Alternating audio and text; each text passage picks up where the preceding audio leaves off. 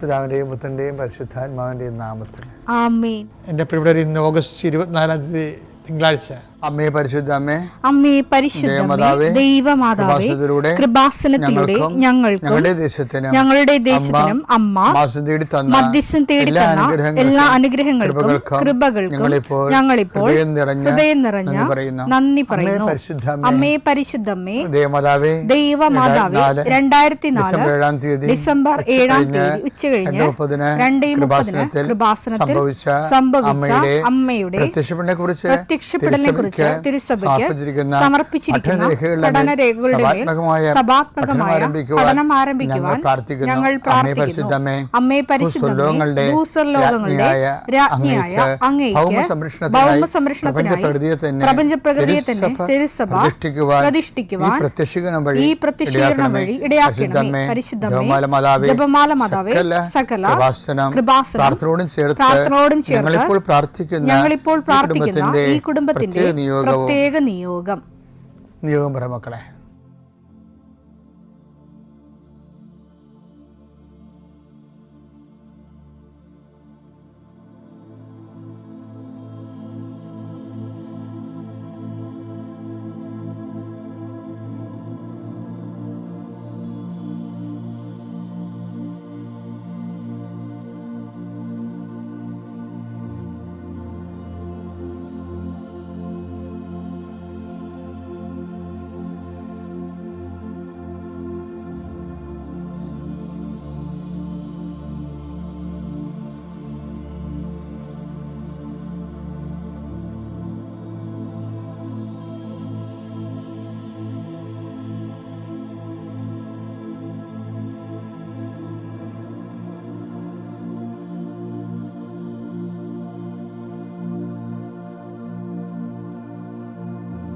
അമ്മയുടെ പ്രത്യക്ഷീകരണത്തിന്റെ ഈ അനുഗ്രഹവേളയിൽ ഞങ്ങൾക്ക് സാധിച്ചു തരുവാൻ കനിയണമേ. ആമേൻ. വിശ്വാസ പ്രമാണം.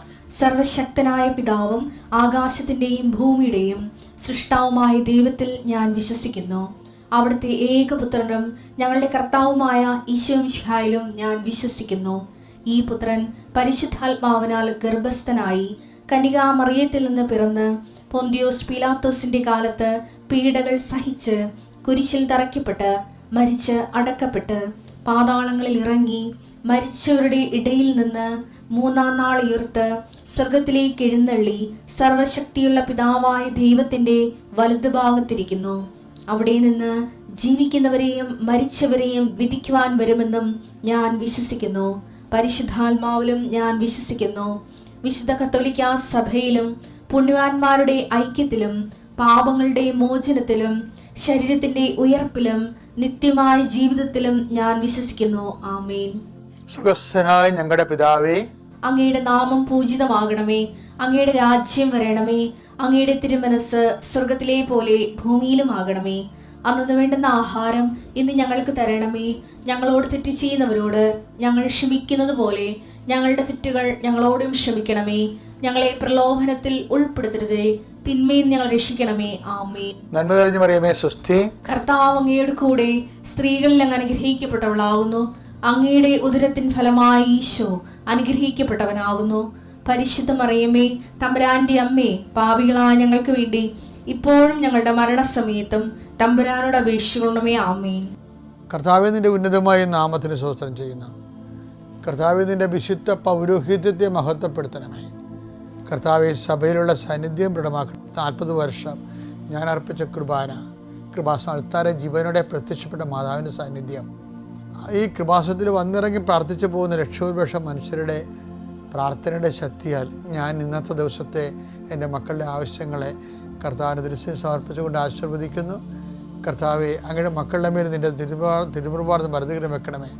കർത്താവെ, മനസ്സുകൊണ്ട് ഉറ്റവർ പിരിഞ്ഞുപോയതിൻ്റെ പേരിൽ, രോഗികളായതിൻ്റെ പേരിൽ മനസ്സ് പൊടിഞ്ഞു നടക്കുന്നവരുണ്ട്. കർത്താവെ, നീ ഇപ്പോഴവരെ സ്പർശിക്കണം, അവരെ നീ ഏറ്റെടുക്കണമെന്ന് പ്രാർത്ഥിക്കുന്നു. ഈശോ,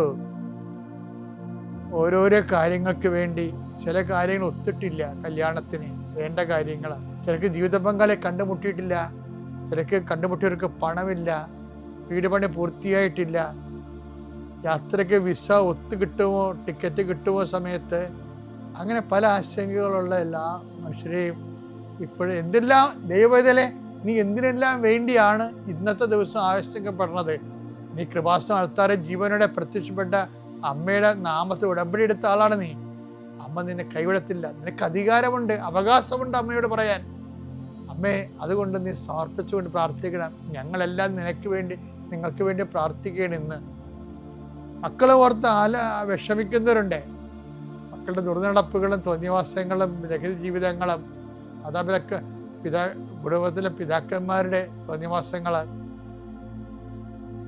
കുടുംബത്തിൽ അടിക്കടി ഉണ്ടാകുന്ന രഹസ്യവും പരസ്യവുമായ കലഹങ്ങള് കർത്താവേ നീ ഏറ്റെടുക്കണമേ. നീ ഏത് ഭവനത്തിൽ പ്രവേശിക്കുമ്പോഴും ആ ഭവനത്തിൽ സമാധാനം ആശംസിക്കുക. അളിച്ചത് കർത്താവ് നിന്റെ നാമത്തെ ആശംസിക്കുന്ന സമാധാനം അവരുടെ മക്കൾക്ക് അനുഭവേദ്യമാണെന്ന് പ്രാർത്ഥിക്കുന്നു. കർത്താവേ, ജോലിയില്ലാത്തവരുണ്ട്, ജോലി നഷ്ടപ്പെട്ടവരുണ്ട്, ആശുപത്രിയിൽ നിന്ന് വെന്റിലേറ്ററിലായവരുണ്ട്. കർത്താവേ,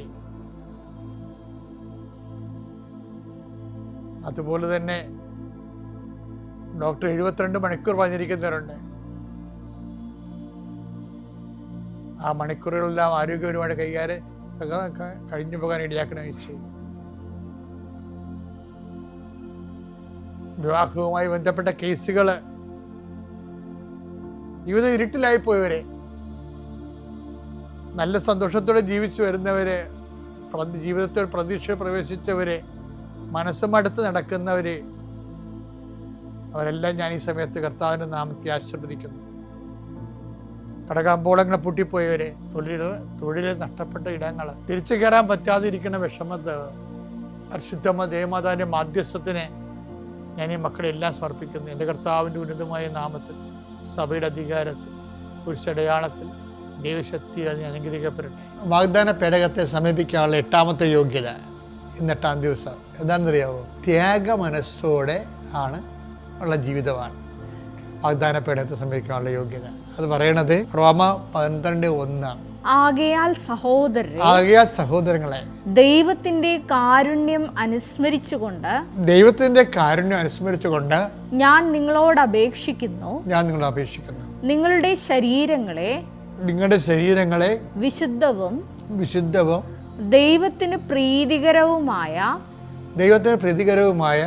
സജീവ ബലിയായി സമർപ്പിക്കുവിൻ. ഇതായിരിക്കണം നിങ്ങളുടെ യഥാർത്ഥമായ ആരാധന. അതായത് നമ്മുടെ ശരീരങ്ങളെ ജീവനുള്ള യാഗമായി ദൈവത്തെ സമർപ്പിക്കുന്നതാണ് ചില വേർഷൻസിലുള്ളത്.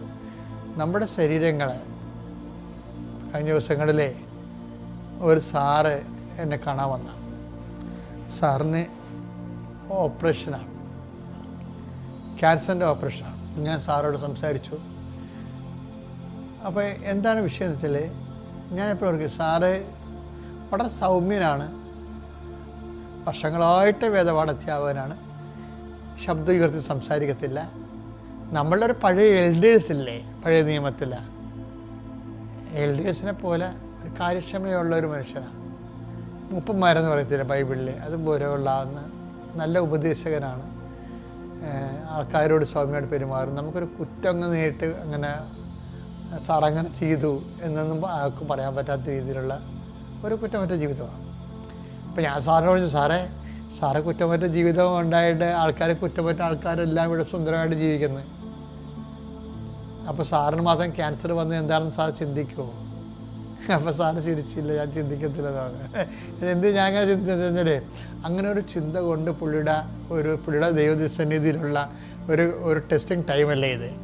ടെസ്റ്റിൻ്റെ കാര്യം, പുള്ളി നല്ല എല്ലാവർക്കും മാതൃകയായിട്ട് ജീവിക്കുന്ന വേദാധ്യാപകനും പിന്നെ +2 പ്രിൻസിപ്പളൊക്കെയാണ്. അപ്പോൾ എനിക്കിഷ്ടപ്പെട്ട ഒരാളായി, ഞാൻ ആ പെടവിൽ ഉണ്ടായിരുന്ന ആളാണ്. അപ്പോൾ എനിക്കിങ്ങനെ ആക്കത്തുക്കങ്ങളെല്ലാം അറിയാം. അപ്പോൾ ഭൂമിയിൽ ഒത്തിരി നല്ല മനുഷ്യരുണ്ടേ. അപ്പോൾ ഞാൻ ചോദിച്ചു, സാറങ്ങനെ തോന്നുന്നുണ്ടോ? ഇങ്ങനെ ലോകത്ത് എന്തുമാത്രം സാറുമാരുണ്ട്, മദ്യപിക്കുന്നവരുണ്ട്, എല്ലാ സ്ഥലത്തും ഉണ്ട്, എല്ലാ കൂട്ടത്തിലും ഉണ്ടത്. സാറുമാരെ മാത്രം കുറ്റം പറഞ്ഞ കാര്യമില്ല. സാറുമാരെ പ്രയോറിറ്റി ബെറ്റർ ആയിട്ടുള്ളവരാണ്. പക്ഷെ എന്നാലും അവരുടെ കൂട്ടത്തിലുമൊക്കെ എപ്പോഴും കേസും വഴക്കും ഒക്കെ ആയിട്ട് നടക്കുന്നത്, ക്ലാസ്സിൽ കയറാത്ത യൂണിയൻ പ്രവർത്തനം മാത്രം നടക്കുന്ന സാറുമാരില്ലേ. എനിക്കത് കാണുമ്പോൾ സങ്കടമാണ്. അതൊക്കെ പറ്റിപ്പല്ല ശരിക്കും പറഞ്ഞാൽ. അപ്പോൾ അങ്ങനെയൊക്കെ ഉണ്ടെങ്കിൽ ഈ സാർ വളരെ, അപ്പോൾ സാർ ഒരു മോഡലാണ്, കർത്താവിന് മുമ്പിൽ എടുത്ത് വെക്കാൻ പറ്റിയൊരു മോഡലാണ്. അപ്പോൾ പുള്ളിയുടെ ശരീരത്തിലല്ലേ ഈ ക്യാൻസർ ഇപ്പോൾ വന്നിരിക്കണേ. അപ്പോൾ ഞാൻ ചോദിച്ചു, സാറിങ്ങനെ ഇത്രയും കൃത്യവും വൃത്തിയും പിന്നെ സന്തോഷവും ഭക്തിയൊക്കെ ആയിട്ട് ജീവിച്ചിട്ട് മറ്റുള്ളവർ സാറിൻ്റെ കൂടെ ഉള്ളവർക്കൊക്കെ ഒരു കുഴപ്പമില്ല, അവർ ഭംഗിയായിട്ട് നടക്കുമ്പോൾ സാറ് ചിന്തിക്കത്തില്ലേ, ഞാൻ ഇങ്ങനെ നല്ലവണ്ണം ജീവിച്ചിട്ട് എനിക്കിങ്ങനെ സംഭവിച്ചില്ല, അങ്ങനെ സാറ് ചിന്തിക്കുമോ? ഇല്ല ചിന്തിക്കത്തില്ല. ഞാൻ അത് കർത്താവിൻ്റെ പീഡാനുഭവങ്ങളുടെ പങ്കായിട്ടെടുക്കാം. അതാണിപ്പോൾ പറഞ്ഞത്, അതാണ് ഞാൻ പറഞ്ഞത്. അപ്പോൾ അതായത് അപ്പോൾ ഞാൻ സാറിനോട് വേറൊരു കാര്യം പറഞ്ഞു കേട്ടോ. അതായത് ഞാൻ സാറേ, ഇപ്പം നമ്മളൊരു അധ്യാപകനാകുമ്പോൾ നമുക്ക് കുറച്ച് നാൾ പഠിപ്പിച്ച് കഴിയുമ്പോൾ നമുക്ക് തോന്നത്തില്ലേ, ഒരു 10,000 രൂപയുടെ കൂടി കിട്ടിയാൽ നല്ലതായിരുന്നു, വീട്ടിലെ ചിലവ് കൂടുന്നല്ല. അപ്പോൾ ഒരു ഇൻക്രിമെൻ്റ്, ഒരു ഹൈപ്പൊക്കെ കിട്ടിയാൽ നല്ലതാണ്. ഇപ്പം താഴ്ന്ന നിലവാരക്കാർക്ക് ഇപ്പം ലീവ് സറണ്ടർ ബ്ലോക്ക് ചെയ്തില്ലേ, ലീവ് സറണ്ടർ ബ്ലോക്ക് ചെയ്യാൻ കാര്യം വെച്ചാൽ അതിനകത്ത് മുതലെടുപ്പ് നടന്നിട്ടാണ്. ഒരാൾ ലീവ് എടുക്കണില്ല എന്ന് പറഞ്ഞാൽ സറണ്ടറിന് ഓൾറെഡി അവർക്ക് അത്രയും ലീവ് ഉള്ളതാണ്, ഗവൺമെൻറ് അനുവദിച്ച ലീവാണ്. ആ ലീവ് അവർ കൊടുത്തിട്ട് കാശാക്കി മേടിക്കണം ഗവൺമെൻറ് ജോലി എടുത്തിട്ടായിരിക്കാം. പക്ഷെ അപ്പോൾ ജോലി ഇല്ലാതെ നിൽക്കുന്ന കുറേ പേരുണ്ടല്ലോ ഇവിടെ. അതാണ് ജോലി ഇല്ലാതെ ഒരു ജോലി ഇന്ന് വരെ അവർക്ക് കഴിയുന്നില്ല. ഞാനൊരു ടീച്ചറിനെ കണ്ടെത്തി കേട്ടാ, അവർ ഇൻ്റർവ്യൂ കഴിഞ്ഞ് വരികയാണ്. അപ്പോൾ എന്നോട് പറഞ്ഞു, അച്ഛാ ഒന്ന് പ്രാർത്ഥിച്ച്. ഞാനിപ്പോൾ ധ്യാനത്തിൽ പോയിരിക്കുകയായിരുന്നു. അപ്പോൾ എന്താ ടീച്ചറെ 42 ആഴ്ച. അപ്പോൾ 42 ആയെന്നേ, 42 വയസ്സായി. അപ്പോൾ ശരിക്കും എൻ്റെ ചങ്ക് പൊടിഞ്ഞു പോയത് കേട്ടപ്പോൾ. ഞാൻ പറഞ്ഞു, കർത്താവേ കിട്ടണേ. അവർ ഇൻ്റർവ്യൂ കഴിഞ്ഞ് വരും, ടീച്ചേഴ്സിൻ്റെ ഇൻ്റർവ്യൂ കഴിഞ്ഞ് വരികയും. അപ്പോഴാണ് കുറേ ആൾക്കാർ ലീവ് സറണ്ടർ ചെയ്തിട്ട് അതിനെ കാശ് മേടിക്കാതിരിക്കണേ. അപ്പം നിങ്ങൾ മറ്റുള്ളവരെ കുറിച്ച് ചിന്തിക്കണ്ടേ, മറ്റുള്ളവരെ കൊണ്ട് ജീവിക്കണ്ടേ അവർ, നിങ്ങൾക്ക് മാത്രം ജീവിച്ചാൽ മതിയാ. അപ്പം അത് വശം, എൻ്റെ ഒരു ആത്മീയ വശം ഉണ്ടെന്ന് ഞാൻ പറഞ്ഞതാണ്. അപ്പോൾ ഇങ്ങനെയൊക്കെ വരുമ്പോൾ സാർ എന്നോട് പറഞ്ഞതറിയാം, സാറിനോട് ഞാൻ പറഞ്ഞു, സാറേ ഏത് ടീച്ചർമാരായാലും ചിലപ്പോൾ ഒരു ഹൈപ്പ് കിട്ടിയാൽ കൊള്ളാമെന്ന് ആഗ്രഹിക്കും. ടീച്ചർ മാത്രമല്ല, ഉദ്യോഗസ്ഥന്മാർ മാത്രമല്ല, അവരുടെ പെൻഷൻ ഒന്ന് ഇൻക്രീസ് ചെയ്യണം, അവരുടെ DA ക്ഷാമബത്തം ഒന്ന് കൂടണം എന്നൊക്കെ ആഗ്രഹിക്കുക എല്ലാവരും. അപ്പോൾ എന്തുകൊണ്ട് അങ്ങനെ വരണമെന്ന് വെച്ച് കഴിഞ്ഞാൽ അത് അവരുടെ ജീവിത ചുറ്റുപാട് കൊണ്ടാണ്. ദൈവവും ഇതുപോലെ ആഗ്രഹിക്കും. ഞാൻ സാറിനോട് പറഞ്ഞു, എന്താണ് നിങ്ങളെ ഒരു കൃപാ ലെവലിൽ നിന്ന് കർത്താവ് വിചാരിക്കും, എൻ്റെ മകന് സാധ്യതയുള്ളതാണ്, ഇത്രയൂടെ കൃപ കിട്ടാനുള്ള സാധ്യതയുള്ളതാണ്. അപ്പോൾ അതുകൊണ്ട് അവനൊരു സഹനത്തിൻ്റെ ഒരു സാഹചര്യം കൊടുത്തിട്ട് കൃപയുടെ ലെവൽ വർദ്ധിപ്പിക്കാനാണ്. അപ്പോൾ സാറ് ഭയങ്കര ഇഷ്ടപ്പെട്ട്. എന്നൊക്കെ കാര്യം ശരിയാണ്. കാര്യം നമുക്കൊരു ഹൈപ്പാണത്. നമ്മളൊക്കെ ഇപ്പോൾ എനിക്ക് കിഡ്നി രോഗമില്ലേ, ഞാൻ അതുകൊണ്ട് കർത്താവ് നീ എനിക്ക് കിഡ്നി രോഗം തന്നില്ല കർത്താവ്, എനിക്കിപ്പോൾ ഒരു ഭക്ഷണം കഴിക്കാൻ പറ്റണില്ല കർത്താവ്, ഞാൻ ഡയറ്റിലാണല്ലോ എടുത്തത്. ഞാൻ കർത്താവിനോട് പറഞ്ഞ I will not say, never say. ഞാൻ പറഞ്ഞ കർത്താവ് എനിക്ക് ജോലിയൊക്കെ, എന്നെ ഒരു സന്തോഷമുള്ള വെച്ചാൽ എനിക്ക് എൻ്റെ ജോലിയെല്ലാം ഞാനത് കറക്റ്റ് ചെയ്ത് വെച്ചിരിക്കണം. എൻ്റെ വർക്ക് എന്നെക്കൊണ്ട് എൻ്റെ ഈ പ്രായത്തിൽ ചെയ്യാവുന്നതിൻ്റെ മാക്സിമം വർക്ക് ഞാൻ ചെയ്തിട്ടുണ്ട്, കർത്താവിൻ്റെ ജോലിയിലുണ്ട്. അപ്പോൾ I M so happy about it. പിന്നെ കേട്ടാൽ നമ്മൾ ബോണസിലായിപ്പോൾ പോണത്, ബോണസിലായി പോണത് വെച്ചാൽ ഒരു തുള്ളി സമയം കളഞ്ഞിട്ടില്ല, വെറുതെ ആവശ്യമില്ലാത്ത ഒന്നിനും ചെയ്തിട്ടില്ല. അപ്പോൾ അങ്ങനെ വരുമ്പോൾ എല്ലാം ദൈവത്തിൻ്റെ വർക്കുകളല്ലേ ചെയ്തിരിക്കണം. ജോലി ദൈവനാമത്തിൻ്റെ മഹത്വം ഉണ്ടാകണം, സഭ വളരണം, സമുദായത്തിനും സമൂഹത്തിനുമൊക്കെ മേന്മ ഉണ്ടാകണം.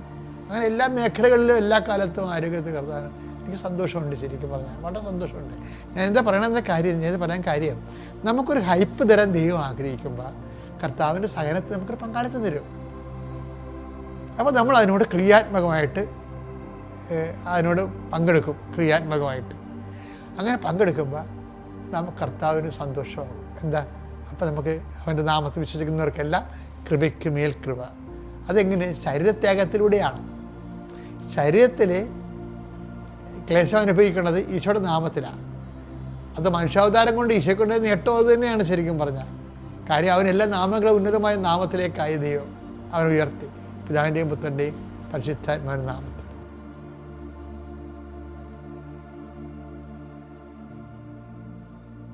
അത്യപൂർവ ദൈവാനുഭവങ്ങൾ ഇനി നിങ്ങൾക്കും സ്വന്തം. ഈ യൂട്യൂബ് ചാനൽ ഇതുവരെ സബ്സ്ക്രൈബ് ചെയ്തിട്ടില്ലെങ്കിൽ ഇപ്പോൾ തന്നെ സബ്സ്ക്രൈബ് ചെയ്യുക. ഈ വീഡിയോ ഇപ്പോൾ തന്നെ നിങ്ങളുടെ സുഹൃത്തുക്കൾക്ക് ഷെയർ ചെയ്തുകൊണ്ട് കർത്താവിൻ്റെ പ്രേക്ഷിതരാകുക.